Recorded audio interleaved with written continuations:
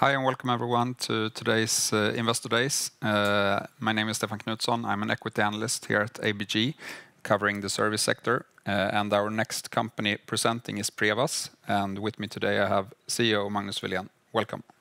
Thank you very much. Thank you all for being here. It's very good to see such a large crowd. Surprisingly, very good. So we start with this presentation about Prevas. My name is Magnus Welén and I'm the CEO of Prevas. So I will start a little bit about the brief facts. What are we talking about when we hear the word Prevas? We are an engineering consultancy company, to make it very simple.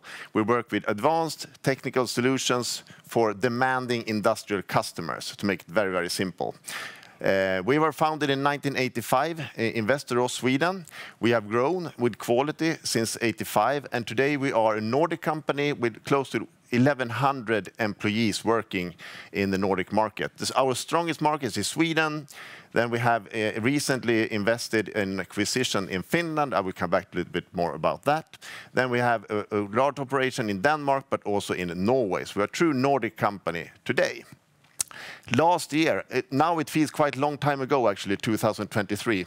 But the last year we made 1.5 billion SEK in turnover, and we made 169.4 million in EBITDA. So that equals to a margin of 11.4%, which in our business, I would say, is rather decent margin. But before I deep dive into Prevas, we should have a look upon some of the trends that are affecting us, affecting me and you and everybody else. These are some of the trends that are affecting Prevas, affecting you, affecting me and the world. It's a lot of things happening. These are technological trends, these are political trends, a lot of things happening. And one view upon this is it a threat? What on earth are we to do with all of this change that is happening all the time? That's one view. Another view to look upon this is possibilities. And this leads me to the tagline of Prevas, hello possibility. We love technological development, and we see opportunities in the rapid change that happens in technology. And I believe that this is a good tagline because this is what Prevas is all about, possibilities. Looking into our vision, its ingenuity will save the world. We actually believe that with innovation and engineering and the capabilities that we can provide in Prevas, we can contribute to make the world a better place. Looking into our mission, it's we co-create technological advancement for the betterment of all, for the people, for the planet, and for the profit. There are two things I would like to address a little bit more in this. One thing is co-creation. We don't believe that Prevas by itself can actually save the complete world. Of course not. But if we co-create, we work together with other people, with other organizations, with the universities, with the customers, also with the society, then we can make a major difference as well. One example here is we will now start up a research project together with SSAB in Sweden, Celsa Steel in Spain, Högskolan in Skövde, and 3 research institutes. And the purpose with this project is to actually build a digital twin of a steel manufacturing. And the purpose is to reduce the need of carbon dioxide, increase the efficiency in a steel manufacturing process. So, and by doing this, we can support and help on a broader scale than we do in our everyday business. So that is a good example of co-creation, I believe. The second thing I would like to emphasize is the word profit. We believe in Prevas that profit is important because that is more or less the result of everything we do is measured in profit. If we have satisfied employees, deliver a lot of customer value, the result of this, the consequence of this is profit. So we talk a lot about profit in Prevas today. So we are a profit-driven company as well as all of the other things as well, of course. So what do we do in Prevas? We work in 2 different areas, sustainable product development and sustainable production development. We tend to say that the products we support to deliver, they are physical, advanced, and connected. This white box over here doesn't look so impressive, does it? But it actually is fantastically impressive. That is a product, it's a blood analysis equipment that we have been developing for a customer. When you come into a hospital and you have sepsis, You need to take a blood sample, and you need to send this sample to a laboratory. You need to get it back in order to get the right treatment. With this equipment, you can do that in hours instead of days. That saves lives. That is the most fantastic part of this product. The other part is, of course, that we have been participating from industrial design, usability, designing the hardware, the mechanical, the sensors, all of the different technologies that is needed to develop an advanced system like this. Prevas have been participating and driving together with the customer Gradient Tech in Uppsala. We also help the customer with regulatory. This is a medtech product, very high demands, it's a safety product, and you need to meet a lot of regulatory standards. And we are good in that as well. So we can be a one-stop shop in that sense in order to deliver really advanced products like this. That was a little bit about product development. The other area we're working is in sustainable production development. Here we say that our solutions are sustainable, automated, and digitalized. One example here is, you see, this is from a steel manufacturing. When you heat the steel, you use gas. Prevas has developed an algorithm for doing that in a more efficient way, together with a research institute. When you use our algorithm, you reduce the volume of gas needed in order to heat the steel. It might not sound very impressive, but it is actually, because you reduce the consumption of gas between 3 and 5, up to 8%. And it's a lot of gas. It's a lot of carbon dioxide that you use. So using our algorithms, these steel manufacturers, they are reducing cost and they're reducing carbon dioxide emissions. So it's a fantastic product that we have developed. We are selling it and we are using it to improve at the steel manufacturing sites. And 80 to 90% of the steel manufacturing in the Nordic market is actually run through the Prevas algorithm. Quite impressive, if you ask me. Look into what is equal for all of these areas we work in production development is industrial IT. We have a very high level of industrial IT in the services that we provide within the production development area. This is our market. Isn't it a humble picture? It's actually the world. And why on earth am I saying that we are aiming for the world? The reason is that we are working with customers, working on a global scale with global competition. And they need partners that are on par with their demands. And Prevas, today, we are on par with these customers and their demands.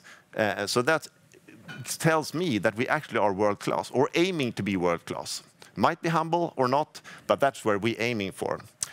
Two good things about the customers that Prevas has. I'm very proud of the customer list that we're working with. These are multinational, very successful companies where we have been partnering together with them, some since our start in 1985. So we have a long-term relationship with all of these fantastic customers.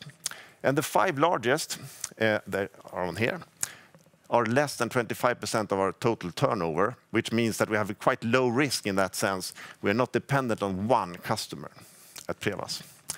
Another good thing about Prevas is the industry breakdown, because we are positioned in the areas where we see the trend growth. For example, in the defense industry, we have a strong position in defense. In the energy area, we are strong. Life science is another area where we see growth over time. So in that sense, Prevas is well positioned from market point of view. Then a little bit about the Prevas strategy. Very short, very short. I can talk for hours, but I'll make it short. You can choose to be the cheapest, the most efficient in the market. You can choose to be the absolutely best in what you do, a niche player in that sense. Or you can choose to be very customer-centric, close to the customer, very adaptive. And we have chosen this. It's a lot of stars. The reason that I'm putting a lot of stars like this is that we have decided to be in the area between best and customer centricity. And we have a decentralized organization, which means that our units, they have their own strategy, their own offering, and their own way to go to market. And they are different. And it's good that they are different. And one unit could have, like this software I was talking about for furnace optimization, they are in the corner of best. This is delivered from us to Spain, to the UK, and other markets as well, because it's a niche. It's absolutely the best in that area. But we also have units in Prevas that are extremely close to the customer. But this is one way of explaining, so to say, the success of Prevas, and the foundation is that we are a decentralized organization. I will not review the rest in detail regarding our strategy. One important thing I would like to emphasize is that we work with diversified business models. We want to create good relationships, long-term relationship with our customers, and that means that we, for example, have a partnership with a customer regarding a traceability system. We've been working with that system together with a customer for 10, 12, 15 years, and they are totally dependent on this software for their operations, and we support them and have a long-term partnership with them. And we have that in other areas as well, like manufacturing execution systems, where you control a complete plant. Prevas has developed them, and we have also the responsibility to maintain them and have the support for those. Those are different ways of developing our business models. Of course, that drives long partnerships and also enables a better profitability as well. So, a lot of talk. What about the financial update? What have we been performing in Prevas for the first 3 quarters of this year? From a turnover point of view, we have delivered 1,155 million SEK. That is a growth of 6.6%. 20% of that is organic, 80% is through acquisitions.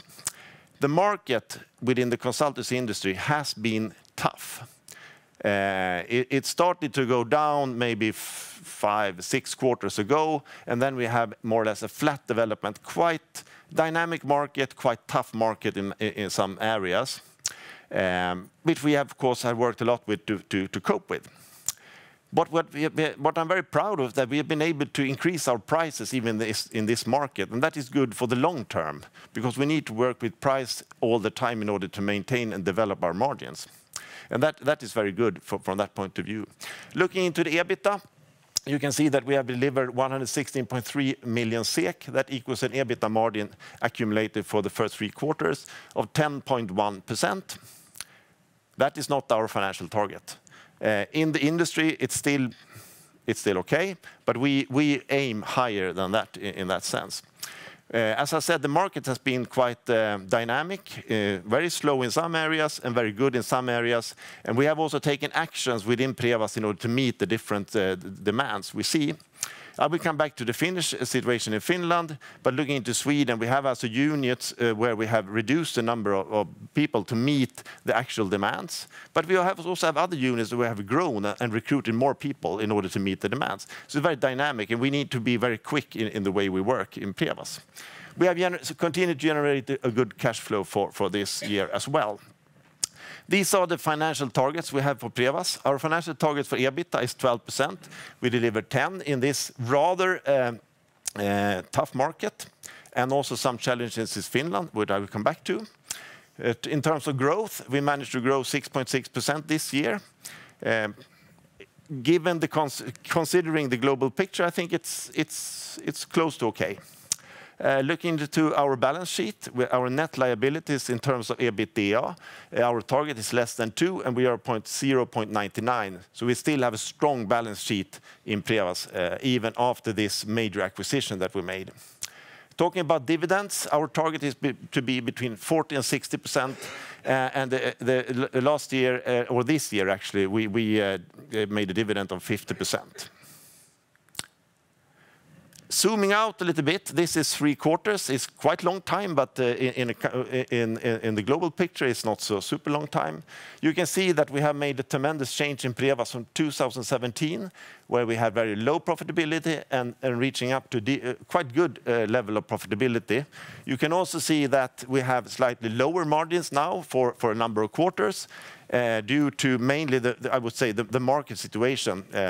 As you can see also if you look into our peers in the market as well.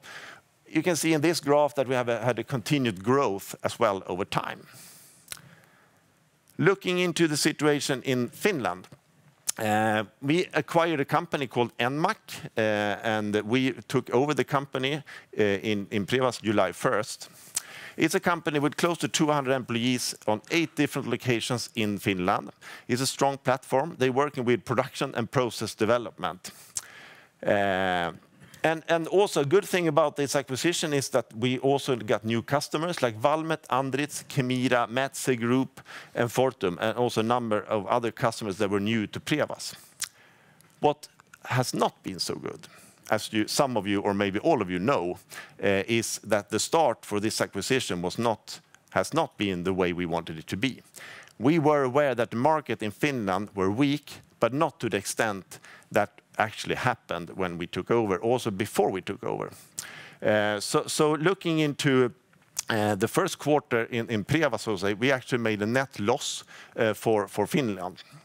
We have taken several actions, also before we actually made the acquisition, but also in Prevas when we owned the company. And we have made we start to of course, increase the market activities, but also reducing with temporary layoffs in order to adapt our, so to say, resources to the market situation. And that has given effect. And also we can see that, I wrote that in the last report, that September was much more positive.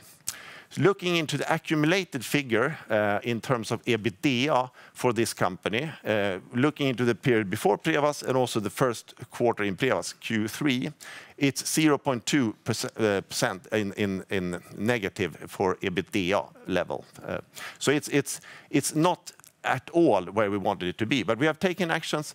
And I had a question also related to this. Is this due to that the key people are leaving the company? No. The key team is devoted. They are owners, actually, as well. And we have not lost key people in the company. So in that sense, we have a very, very good, strong team in Finland. They are working very hard. And I would say that it's moving in the right direction. So I'm very confident in Finland, looking medium term, long term, and also confident in the work that we're doing in Finland short term in order to mitigate the situation as such.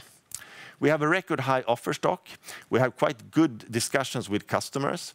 Our largest customer in Finland, Valmet, received an order of 1 billion euro, actually. It's a massive order. And that we already see that we get, so to say, positive effects in that in Prevas in Finland as well. So that was a little bit about the situation in Finland. Short term, tough. Medium and long term, very good, and it's a fantastic team that comes into Prevas. Another acquisitions we made during this year was Design People in Denmark, a small company working within digital industrial design, UI and UX. And that makes our development house in Denmark even stronger. So now we have a very good position in Denmark. We also got in some new customers thanks to this acquisition in Denmark, which also is positive, of course. And as a summary, before all the fantastic questions, why should anyone invest in Prevas? That is a very good question, I believe. From my point of view, Prevas is a premium company. We work with the customers that has the absolutely highest demand in the market, and we are able to meet their demands. We are delivering a true premium service to these customers. We have the fantastic team in Prevas as well in order to do that, of course. We are well positioned in the major global trends, like the digitalization, like the climate transition, like life science, and also defense is a very strong part in Prevas. We have a proven track record of profit and growth over time. We have a strong balance sheet, so of course, we are also open for new acquisitions in time moving forward. We have a good cash flow as well. Another good point about Prevas short term is that we have a very good leverage in terms of now we have a lower utilization than normal. Given that the market is picking up a little bit, you will see quite dramatic, quick, rapid changes in terms of profit as well, given a more normalized utilization. That is also interesting to be aware of. And finally, we have skin in the game. I personally have invested in Prevas. We had a stock option program that we ran for 3 years that was converted this spring. This means that the majority of the management team in Prevas, not only the top management, but the global management and also some other key people in Prevas actually are shareholders. And I think that is also important and good long term as well, so that we, so to say, all of us in here in the company share the same agenda moving forward. So I'm very hopeful in that sense for the future, and we have an excellent platform. And that was my presentation, Stefan. And I hope we have some interesting, challenging questions as well. Perfect. Thank you very much, Magnus, for the presentation. I will start off the Q&A. You mentioned about the market. Yes. Our impression is that the overall engineering consultancy market has been quite cautious after the summer. Yes. Have you seen any new trends here of late when you talk to clients planning for next year and so on? Some small minor signs, yes, but also this latest KPI, PMI that came a few days ago from the industry in Sweden was quite upwards as well, so the indicators are positive. Talking about in the customer base, I would say it's more or less the same discussions as it has been, but very different. Some units, some customers are actually increasing, so it's not a clear picture in that sense. So I would say it's rather flat, unfortunately, I would say. You mentioned a few end markets where you see possibilities. Would you deem them as really long-term possibilities? And also on the opposite side, do you see any end markets that you feel are really tough and that you would like maybe to decrease your exposure from? We have actually decreased. One market where Prevas is very, very small is in the retail area. But that has been decreasing over time for us. And we have been working, for example, in UX and UI and also some software development for retail. And that has been very, very slow for quite a long time. So that is an area with very low demands. Another area which influences us on an indirect basis is the public sector. The public sector has been reducing quite a lot their investments. It's not the direct hit for us, but it means that there is a lot of IT-related consultants that are without assignments. And then, of course, they look into the market and say, okay, where can we find new assignments? One area, for example, is defense, one area is industry. So we see the major change in that sense in terms of how our competitors are working. And I think that this is my personal view, is quite related to the downturn in the public sector as well. Perfect. You mentioned a bit about the research project for making a digital twin with SSAB. Yes. It sounds like an interesting project. How do you deem the possibility to gain a decent profitability out of those types of contracts? I put it like this: it's an EU-funded research project as well, and actually it's funded in that sense. It's not just that we make pro bono work; it's actually a profitable assignment for us. So that is one part of it. But another thing is that we are growing our internal competences in the steel industry, and of course that will, so to say, open up new doors for us over time when we build our internal competence, and that is very important for us to work together with the universities and also these institutes in order to gain the latest and greatest in terms of technology. And there are the upsides, of course, in the customer base. Perfect. And regarding the profitability trend, which has been a bit tough of late, yes. Would you say that, and also coming back to NMAC, it seems like, yes, a tough start, but it seems like you are rather optimistic about the long-term possibilities. I'm very optimistic about the long-term possibilities for the Finnish team. Yes, I am. That company has been around since 1985. It's a very long-term company that we're working with, quite similar to Prevas actually in that sense. So they have long-term relationship with their customers. And that also that are acquiring services year by year by year. And now we have seen that these customers has been doing layoffs and they have been reducing quite substantially, but that will pick up. So in that sense, we are in a good position. So I'm very hopeful and I think we have a committed team in Finland working very hard to navigate this short-term market situation. But over medium and long term, I'm very positive. And how does the ramp up of the Valmet order for NMAC looks like in loose terms? We have very close discussions with the customers and also this customer. And the thing is, it's a massive project that they have, so it will ramp up during 25. But already we have very good discussions with them, and we also see positive effects in terms of invoicing as well. But I have no figures in that sense. Perfect. I would like to come back to your M&A agenda, which I find quite interesting. You have both expanded geographically and you also acquired a niche design expertise of late. Can you tell us a bit more about your M&A strategy and what you are looking for? We looking at it now. We are on the Nordic base. We're not looking to expand outside of the Nordic so say region in that sense in terms of M&A. That is not what I foresee. But I see that we continue to find the gems, so say some companies that fits very well into Prevas, and we are very picky in that sense because in the consultancy industry, as you all know, what you buy is more or less people, and if people don't like what they get, then they leave. So we need to find companies where we have a good culture match, that they add new expertise into Prevas, like the design people in Denmark. They add special expertise to us.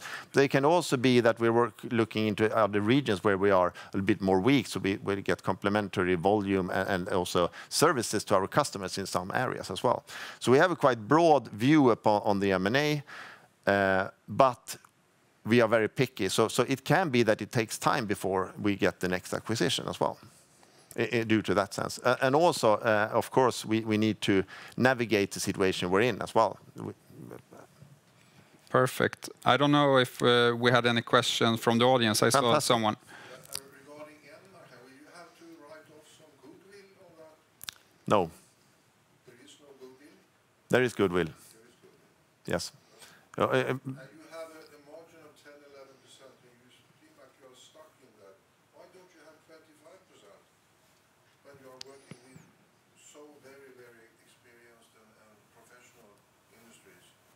That is a very good question. Why don't we make 25%? I would put it like we're on that journey, I would say. But to reach 25% in our business, I believe is quite challenging, actually. And that is given due to competition, because it's also we have a quite broad range of competitors as well in the market. In some niches, I'm fully aware that we can reach 25%, and in some niches we have 25%. But in some other areas where we have a broader competition, then it's not. Then it's a much tougher situation in terms of reaching the really high EBITDA levels. I sometimes get the impression that this is a mindset within the mechanical industry that we should have something like 10-12% in margin. Could be. Absolutely. I think it's a good question. It's something also we discuss internally, because as you say, it can be in our heads more than in the reality. So I think it could be a combination of those two things, maybe. Maybe it's in our heads partly, but I also believe it's also connected to the actual competition in terms of so it's in both of those areas, of course. But we try. That's for sure. And also looking into the areas where we want to grow. We have some areas in Prevas with very good profitability. And of course, the strategy is to grow in those areas in order to increase the global profitability in that sense. We're running out of time, unfortunately. Thank you for a good question, by the way. But thank you very much, Magnus, for coming here and presenting with us today. Thank you.